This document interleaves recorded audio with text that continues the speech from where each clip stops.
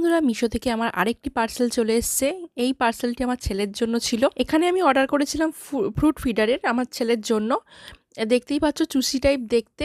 এটাকে ওপেন করলে ওর মধ্যে ফল ঢুকিয়ে দিলে বাচ্চারা মুখের মধ্যে চুষে চুষে খেতে পারে। যেরকম ধরো তোমার গ্রেপস বলো, ব্যানানা বলো, এইখানটা কেটে ঢুকিয়ে দিতে হবে। এই যে পিকচারে দেখতেই পাচ্ছ, যেখানটা দিয়ে বাচ্চারা খাবারটা খাবে সেটা হলো সিলিকন বেস, একদম নরম, বাচ্চাদের অসুবিধা হবে না।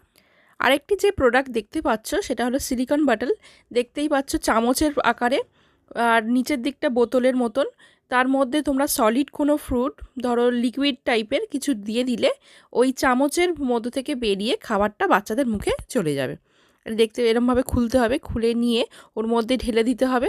যেই সলিড ফুড করো, সুজি করো বা কোনো পিউরি করো। আর এখানে দেখো মেজারমেন্টও দেওয়া রয়েছে কতটা পরিমাণ তোমরা দেবে বাচ্চাকে।